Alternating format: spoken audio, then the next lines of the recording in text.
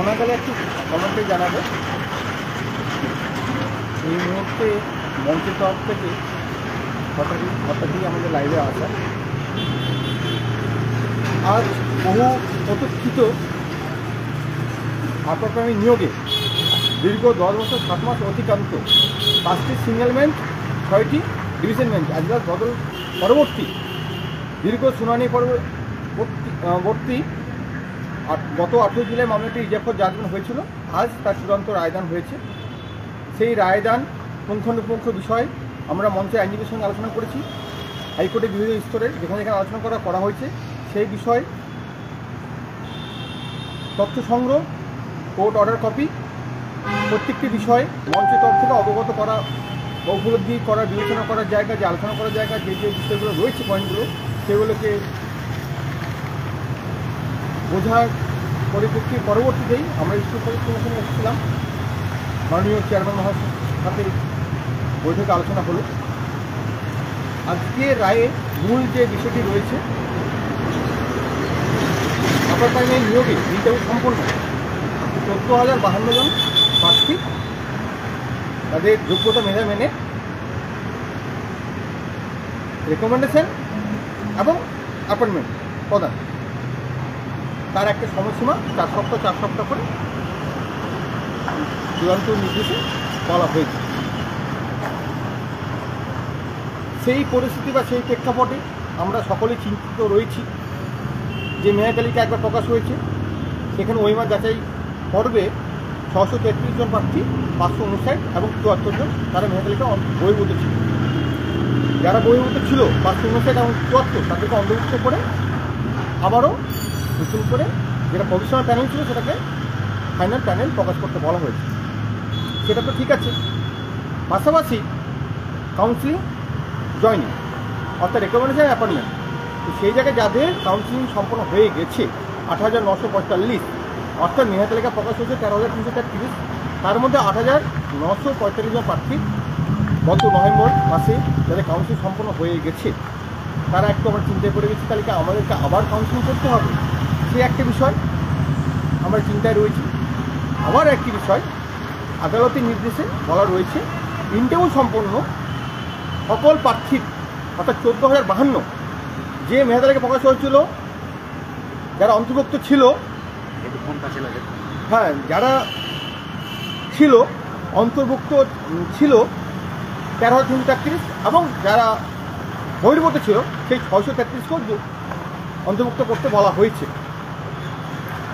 সেই জায়গা থেকে মহামান্য বিচারপতির নির্দেশ রয়েছে যে ইন্টারভিউ সম্পন্ন সকল প্রার্থী অর্থাৎ যে মেধা তালিকা প্রকাশ হয়েছিল যারা বহির্ভূত ছিল তাদেরকে অন্তর্ভুক্ত করে যে মেধা তালিকা হবে তাদের প্রত্যেক প্রার্থীকে অর্থাৎ 14,052 প্রার্থীকে রেকমেন্ডেশন এবং অ্যাপয়েন্টমেন্ট প্রদান করতে বলা হয়েছে। এই জায়গায় স্কুল সার্ভিস কমিশনকে চিন্তা ভাবনা, যেহেতু 8,900 জন প্রার্থী 8,935 জন প্রার্থী কাউন্সিলিং হয়েছে তাদের কি পুনরায় কাউন্সিলিং করতে হবে এক। দ্বিতীয়ত মেধা তালিকা যে নতুন প্রকাশিত হবে ফাইনাল মেধা তালিকা যে 13,333 এবং যারা বহির্ভূত ছিল 633, 559 এবং 74 তাদের যে নিয়ে মেধা তালিকা হবে সেখানে সকল প্রার্থীদের কিন্তু রেকমেন্ডেশন অ্যাপয়েন্টমেন্ট কথা বলা হয়েছে।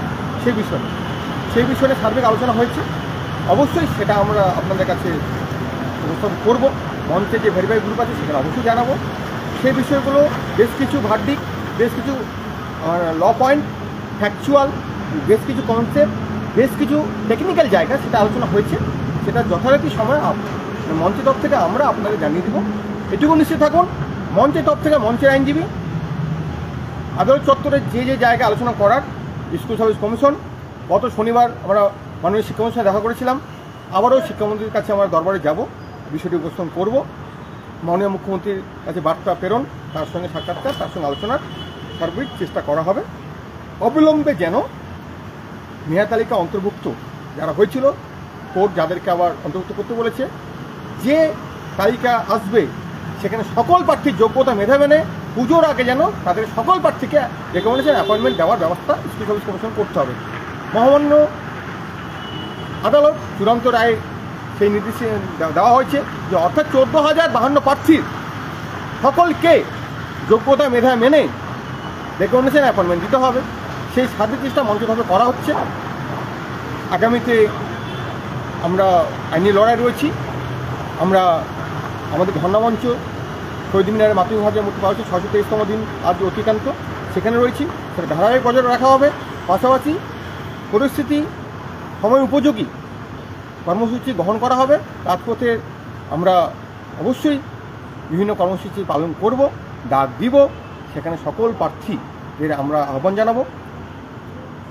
যোগ্যতা মেধা মেনে ন্যায় বিচারের নিরিখে ন্যায্য অধিকার হক আদায়ের লড়াই আমরা আছি, ছিলাম, থাকবো। অবিলম্বে পুজোর আগে যোগ্য প্রার্থীকে স্কুলে পাঠানোর যে ধারাবাহিকতা, যে সার্বিক আলোচনা সহযোগিতা আমরা বজায় রেখেছি, সেটা রাখবো। আরও বেশ কিছু বিষয় আপনাদেরকে জানিয়ে দেওয়া হবে। আপনারা নিশ্চিত থাকুন। সত্যমেব জয়তে দীর্ঘ শুনানি, এজলাস বদল পর একটা আমরা ঐতিহাসিক দিনে রায়দান পেয়েছি। আইনি কোথাও বাধা নেই, নিয়োগে কোথাও ইনবার্গো নেই। সেই জট চূড়ান্ত রায়ে একটা পথ পেয়েছে। সেই জায়গা থেকে যোগ্যতা মেধার মান দেখে অবিলম্বে যেন প্রার্থীরা স্কুলে যেতে পারে, পুজোটা আনন্দে কাটাতে পারে, স্কুলগুলো শিক্ষাভাবে ঢুকছে, স্কুলে পান ফিরতে পারে, স্কুলে যে শিক্ষা ব্যবস্থা সেখানে ভারসাম্য ফিরুক, সামাজিক দায়বদ্ধতা, শিক্ষা একটি মৌলিক অধিকার, সে মান পাক, বেকারত্ব মুক্তি ঘটুক, এই দীর্ঘ যন্ত্রণার অবসান ঘটুক, অশুভ শক্তির অবসান ঘটুক, যোগ্যতা মেধার ন্যায় বিচার প্রতিষ্ঠা হোক। সেই জায়গা থেকে আমাদের লড়াই ধারাবাহিকতা, সার্বিক সহযোগিতা, আলোচনা, মঞ্চের কর্মসূচি, মঞ্চের যে নীতি, যে আদর্শ, যে অঙ্গীকার, যে বদ্ধপরিকর, যে সামাজিক একটা দায়বদ্ধতা এবং শিক্ষাগত ভারসাম্য বজায় রাখার জন্য যে লড়াই, সেই লড়াই আমরা জারি রাখবো। সেই জায়গা থেকে অবিলম্বে যোগ্য প্রার্থী স্কুলে যেতে পারে। 14,052 জন যে নির্দেশ অনুসারে যোগ্য প্রার্থী স্কুলে যেতে পারে, সেই চেষ্টায় আমাদের বজায় থাকবে।